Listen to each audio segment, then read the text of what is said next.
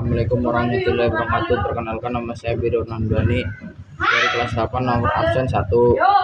Kali ini saya akan menjelaskan tentang pengertian Raden Ajeng Kartini. Setiap tanggal 21 April bangsa Indonesia memperingati Hari Kartini sebagai bentuk penghormatan terhadap sosok pahlawan perempuan Raden Ajeng Kartini. Momen ini bukan hanya sekedar mengenang seorang tokoh sejarah, melainkan juga menghidupkan kembali semangat perjuangan Kartini dalam memperjuangkan kesetaraan gender, terutama dalam bidang pendidikan. Di tengah keterbatasan zaman dan tradisi patriarki, Kartini muncul sebagai pelopor yang berani menyuarakan hak-hak perempuan, sebuah langkah besar yang menginspirasi banyak generasi. Hingga saat ini, Raden Ajeng Kartini lahir pada 21 April 1879 di Jepara, Jawa Tengah. Ia berasal dari kalangan bangsawan atau priayi yang memberi kesempatan langka untuk mengenyam pendidikan formal pada tahun 1895. Kartini bersekolah di Eropa, negara sekolah, sebuah sekolah dasar Eropa, namun kebebasan untuk belajar tidak berlangsung lama.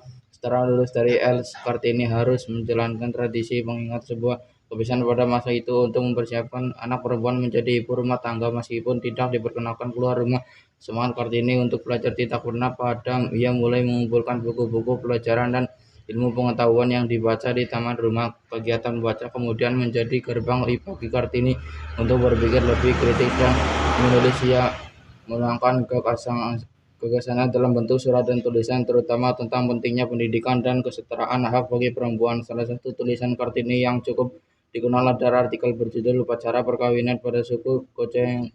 Majalah Olase Neila Kartini juga menjalin korespondensi dengan teman-temannya di Belanda, dan dari surat-surat inilah kemudian lahir buku Perkenalan Habis dalam Terbitlah Terang yang diterbitkan pada 1911. Buku ini menjadi tonggak penting dalam sejarah inspirasi perempuan Indonesia. Pada akhirnya Kartini menikah dengan Bupati Rembang Raden Adipati Jayadiningrat. Meski telah menikah, semangatnya untuk memajukan perempuan tidak luntur.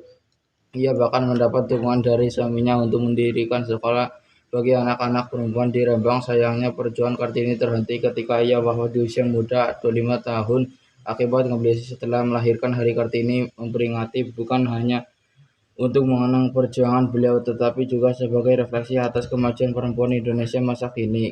Kartini menjadi simbol bahwa perempuan berhak mendapatkan kesempatan yang sama dengan laki-laki dalam segala bidang, mulai dari pendidikan, karir, hingga kehidupan sosial. Semangat Kartini menjadi inspirasi untuk terus memperjuangkan kesetaraan gender di berbagai lini kehidupan. Era Kartini bukan hanya sekadar tokoh sejarah, tetapi juga peliti bagi perjuangan perempuan Indonesia melalui ketekunan dan semangat belajar yang tak pernah padam. Kartini membuktikan bahwa perubahan besar dapat dimulai dari langkah kecil dan keberanian untuk bersuara. Memperingati Hari Kartini hendaknya menjadi momentum untuk berjuang kesetaraan dan membuka lebih banyak peluang bagi perempuan Indonesia dalam mewujudkan cita-cita mereka. Sekian dari saya.